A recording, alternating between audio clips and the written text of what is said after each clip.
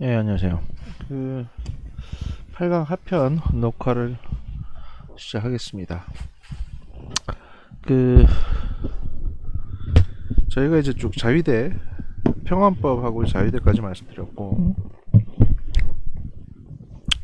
8강 하편은 이제 주일미군에 관련된 부분을 저희가 좀 짚어보고 하겠습니다. 주일미군이란,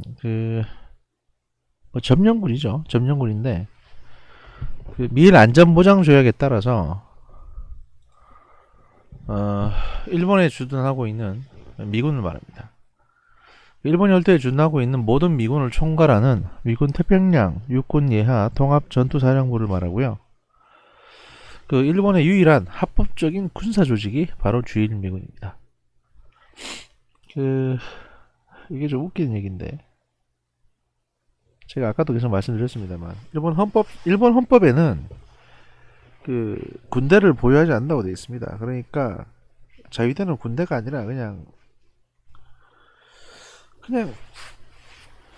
단체복 입은 회사원 같은 수준입니다. 공무원. 그렇기 때문에 군사 조직으로서 인정을 받지 못하는 거죠. 어떤 분들은 이걸 그냥 말장난이라고 생각하실지 모르겠는데 이게 큰 의미가 있는데요. 자위대는 군대가 아니기 때문에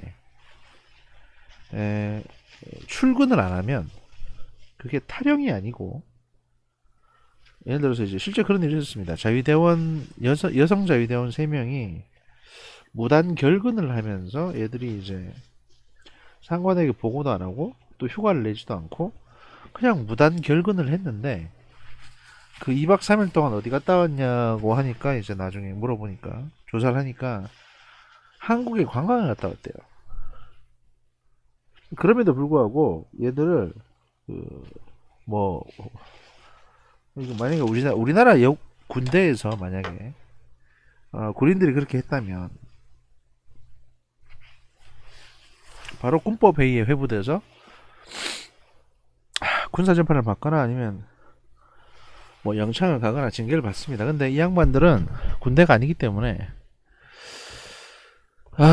그냥 뭐 심할서, 감봉 뭐 이 정도 조치를 받았다고 합니다. 네, 그렇죠. 군대가 아닌 거죠, 그러니까. 네.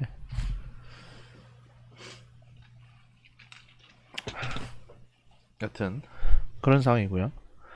그 전략 배치 현황을 보면 이게 뭐 좀 된 자료긴 합니다만 사실 크게 달라진 게 없습니다. 그래서 이제 이 자료들을 이용을 해서 전력 배치 현황에 대해서 보여드릴 텐데요. 그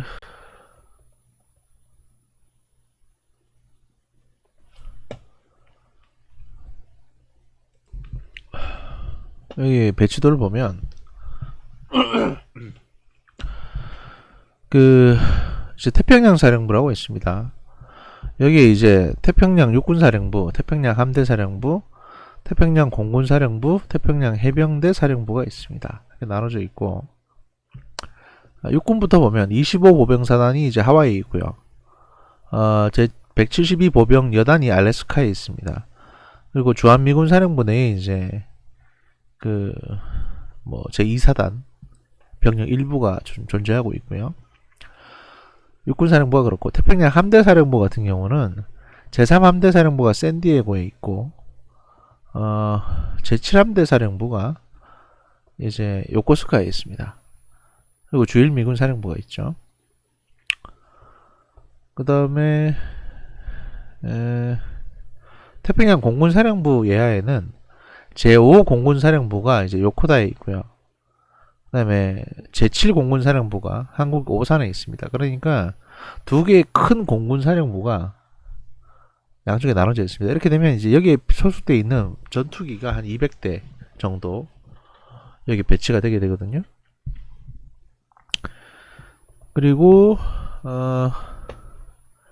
제36 공중원정단이라고 하는 게 괌에 있는데, 이게 뭐냐면 이제 폭격기 부대입니다. 그러니까 B-52나 B-1, B-2 스텔스 같은 이제 그런 것들이 이제 포함되는 건데, B-2 스텔스는 평소에는 괌에 있지 않고 그 본토에 있다가 날라오는 경우가 많고요.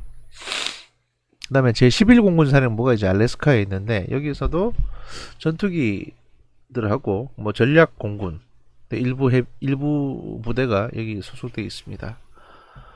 그 태평양 해병대 사령부가 있는데 제1해병기동군이 캘리포니아에 주둔하고 있고 제3 해병기동군이 오키나와에 주둔하고 있습니다. 그래서 이 태평양 사령부 전체가 만약에 북한이 남한하고 전쟁을 할 경우에 개입을 하고 그 다음에 뭐 중국하고 뭔가 분쟁이 생기면 개입을 하고 하는 태평양 전체를 책임지는 부대가 이제 이렇게 갖춰져 있고, 여기에 더해서 병력이 더 필요하면 이제 주 방위군이나 예비 부대가 소집이 돼 가지고 이제 투입되는 거죠.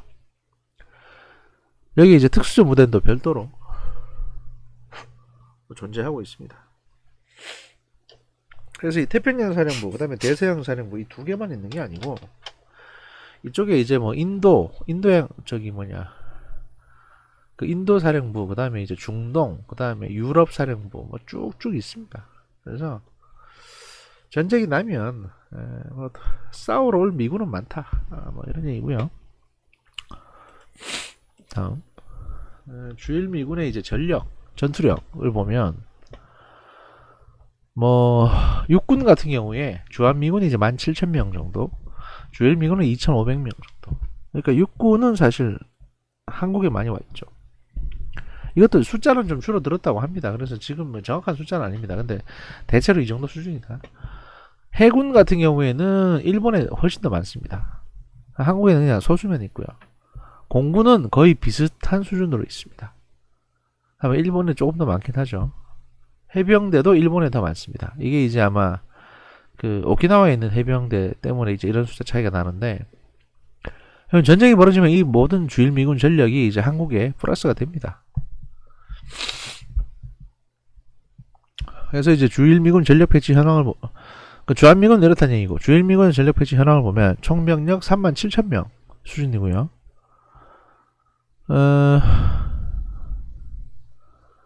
해군이 좀 많고 공군, 그 다음에 이제 해병 수준으로 되어 있고, 항공기들도 대체로 250대 정도 되어 있는데, 여기에 또 플러스가 되죠. 그러니까 일본 자위대 수속의 항공기가 플러스 되고 또 본토에서 오는 것들이 있고 하니까, 뭐 대체로 이제 주둔하는 지역은 이렇게 나눠져 있고요.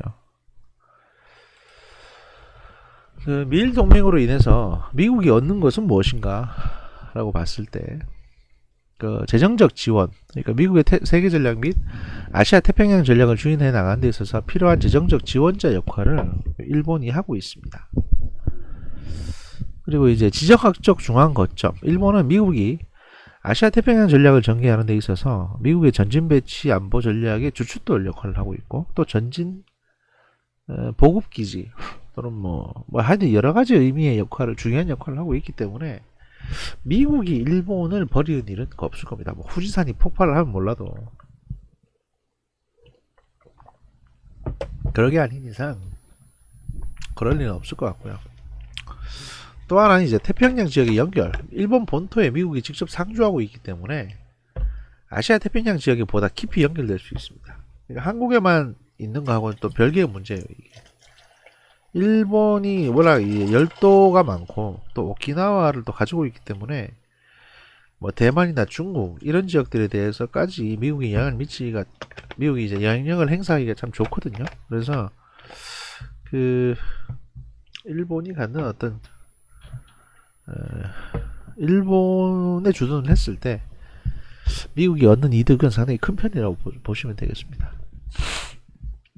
그 다음에 이제 중국 견제 봉쇄 뭐 이런 것도 있죠. 미국이 중국을 견제하거나 봉쇄할 경우에 일본은 미국의 가장 큰 전략적 파트너 역할을 할 수 있다라는 것이고, 그 앞서 말씀드린 건 이제 미국이 얻는 이익을 말하는 거고, 그러면 일본은 뭘 얻느냐? 미국이 이제 주둔하게 되면 일본이 얻는 것은 무엇인가를 보면, 첫 번째 지렛대 역할, 그러니까 이제 동북아 지역 및 세계에서 미일 동맹을 통해서 일본의 역할이 증대되고 일본이 국제 지도국으로 성장하는 지렛대 역할을 그 주일미군이 해주고 있다. 왜냐면 어떻게든 미군이 영향을 행사할 때 일본을 사이에 끼고 해야 되다 보니까, 뭐 그러면 뭔가 좀 일본도 아무래도 아무것도 안 하는 것보다 득되는 게 좀 있겠죠. 발언권도 있고. 그다음 전 개인적으로 이건 좀 약하게 보는데 하여튼 뭐 군사 대국화의 명분이 된다라는 부분도 있긴 합니다. 미일 동맹은 일본이 그 군사적 역할의 확대를 추구하는데 전략적 명분을 제공해주고 있죠. 예. 그다음에 전략적 파트너다. 그러니까 중국의 군사력 증대 및 패권주의 추구, 북한의 핵미사일 개발 등 주변 정세 변화에 미국은 가장 큰 전략적 파트너 역할을 하고 있기 때문에 미일 동맹에 의해서 미국이 일본에 주둔하고 있으면 이런 게 이제 일본의 이득이 된다라고 보는 거고요. 또 하나가 이제 지도력 및 권한 분담입니다. 역할 분담 또는 책임 분담 이상의 차원인 지도력. 그리고 이제 권한 분담을 해서 이제 전략적 상호의존 관계가 심화된다. 어쨌든 뭐 미국이 동아시아 전략을 짤 때 일본이라는 존재를 아예 배제를 하고 뭔가 계획을 짜거나 할 수는 없는 거니까. 주일미군과 자위대 비교. 그 일본을 보호하기 위한 군대는 주일미군입니다. 하지만 자위대 같은 경우는 정상적인 군대는 아니고 주일미군은 이제 한반도 유사시에 한반도 진입이 가능합니다. 근데 자위대는 한반도 유사시에 한반도 진입이 불가능합니다. 우리가 오케이 해줘야 들어올 수 있습니다. 근데 뭐 사실 뭐 남북 간 전쟁이 벌어지면 오케이 하겠죠. 예. 뭐 고양이 손이라도 빌려야 될 판이니까. 그 다음 이제 주일미군은 그 주한미군에 비해서 해공군 중심으로 강화되어 있습니다. 당연히 뭐 아무래도 그럴 수밖에 없는 게 한국 전쟁이 벌어지면 남한의 모든 지역은 북한의 사정권 내에 들어가게 됩니다. 그러다 보니까 그 주일공군하고 주일해군은 이제 일본에 주둔하고 있다가 뭐 일 터지면 와서 도와주고 하는 역할 정도만 하는 거죠. 근데 이제 육상자위대, 해상자위대, 항공자위대 그 자위대 같은 경우는 모두 이제 지원제로 구성이 되어 있고요. 그러니까 이제 뭐 징집 이런 게 없습니다.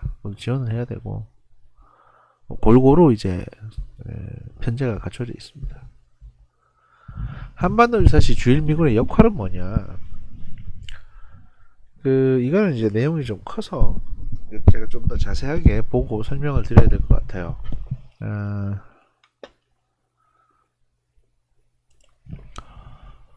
예, 유사시 이제 한반도 유사시 주일미군의 역할 부분을 보시면요. 그 한반도 유사시에 주일미군은 이제 일본 주둔 미 해공군이 한반도로 출격을 하게 됩니다. 그리고 이제 오키나와 주둔 해병대 한반도로 상륙작전을 하게 되고요. 그래서 이제 한반도 내에 직접 진입하고 뭡니까 저기 그 해병 원정단이라고 있거든요. 그러니까 여기 말하는 이제 오키나와 주둔 해병대인데 단순히 해병대라고 하면 우리나라 해병대처럼 이제 그렇게 생각하실 텐데 그 오키나와에 주둔하고 있는 해병 원정단 같은 경우에는 어느 정도 규모냐면 어지간한 나라 군대하고 맞먹습니다. 그러니까 이제 그 중형 항공모함 같은 스타일의 이제 물론 F-35 전투기도 탑재되어 있는 그런 이제 뭐 USS 아메리카라든지 뭐 이런 강습 상륙함이라고 불리는 것들이 한 2척에서 3척 정도 올라오고요. 그 다음에 그 해병사단 같은 경우도 한 2개 해병사단이 올라옵니다. 그러니까 해병대 한 4만 명. 본토에서 내려온 까지 합하면 해병대 한 2만 5천 명 정도의 전투병력과 추가로도 본토에서 계속 날라오죠. 그래서 총 들어오는 인원이 해병대 한 5만에서 6만 명 정도가 들어오고요. 뭐 육군은 또 별도로 들어오고. 그 다음에 이제 거기 한 5만 명이 쓸 수 있는 각종 전투 장비들, 무기들 이런 것들이 같이 오고. 그 다음에 진짜 무서운 게 뭐냐면 이 해병 원정단이 가지고 있는 진짜 무서운 게 뭐냐면 전쟁이 나지 않습니까? 전쟁이 나면 보통 미국 본토에서 한국까지 오려면 배로 아무리 빨리 와도 한 사흘이나 일주일은 걸립니다. 그렇기 때문에 그렇게 하지 말고 그냥 본토에서는 한 이틀 만에, 하루나 이틀 만에 대형 여객기나 수송기로 이 사람만 실어 나릅니다.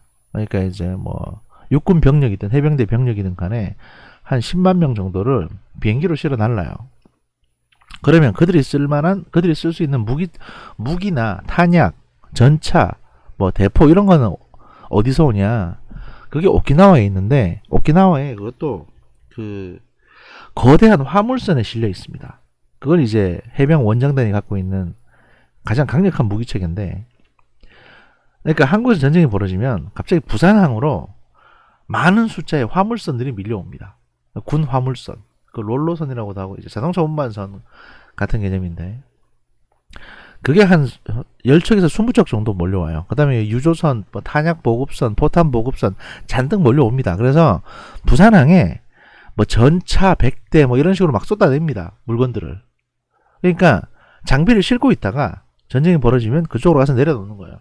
그렇게 해서 긴급하게 이제 대응할 수 있도록. 그러면 북한이 아무리 빨리 밀고 내려온다고 해도 대전쯤에서 걸리는 거죠. 그러니까 과거 6.25 생각을 하면.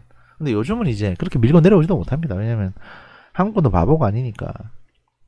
그 우리는 못 보지만 휴전선 남쪽에 있으니까 휴전선 북쪽에서 이렇게 한국을 바라다 보면 그 거대한 성벽 같은 게 있습니다. 진짜 무슨 만리장성 같은 게 있어요. 실제로 깜짝 놀랍니다. 진짜 그거 보면. 그게 어떻게 생겼냐면 제가 보여드릴게요. 이걸 한번 보십시오. 예, 깜짝 놀라실 겁니다. 이게 그 남쪽에서 북쪽을 향해서 북쪽에서 남쪽을 향해서 바라보면 이런 게 보여요. 그러니까 이 어마어마한 크기의 성벽 같은 게 존재하고 있습니다. 이거 이제 70년대에 벌써 완공이 됐거든요. 적의 어떠한 기계화 부대도 돌파할 수 없게 돼 있습니다. 이제 한국분들이 바보가 아닌 거예요. 그러니까 이게 국민들의 마치 방위 무슨 수원선 성공으로 같잖아요. 완성된 이 근데 이거를 우리가 방벽에는 만들었어요. 장병들의 편의 그래가지고 시설도 잘 갖추어져 있으며 북쪽에서 이 남쪽을 향해서 방벽의 쳐내려오다가 중심부로 갑자기 탱크와 각종 화력, 여기에 딱 걸립니다. 특수부대를 동원해서 기습 무슨 공격을 산성이야, 노리는 산성, 북한 교회의 토성. 도발을 이쪽에 이제 저지하기로 대전차 했습니다. 무기 다 배치해 놓고 최규화 대통령은 북쪽에서 북한선 이제 일대를 전차가 돌아보고 이쪽에서 전차가 전방의 밀려 경계에 내려오면 대임하고 북쪽에다 있는 대고 사격을 하는 장병들을 거예요. 성벽 격려했습니다. 위에서. 최 대통령은 북쪽은 한미 일군단 흙으로 돼 있고 여기 사령부에서 아무리 포를 쏴도 한미 안 두 나라 무너집니다. 군대에 연합된 힘이 방어뿐만 아니라 적의 그러니까 침공을 그냥 견딜 수 있는 만리장성 같은 태세를 거죠. 완비하고 있는 데 대해서 이 무척 마음 든든하게 북쪽으로 생각한다고 가는 말했습니다. 이어서 최 대통령은 이런 서부전선 형태의 이제 최전방 장거리 육군 공공부대 반격이 전방 관측소에 올라가 남한 사람들은 북방 모르지만 지역을 관찰하고 북한 쪽으로 주의 이제 많이 속에 썼다. 경계 임무를 수행하고 있는 장병들을 위문했습니다. 이걸 수도권 방벽이라고 부릅니다. 지금도 일부 흔적이 남아 있고요.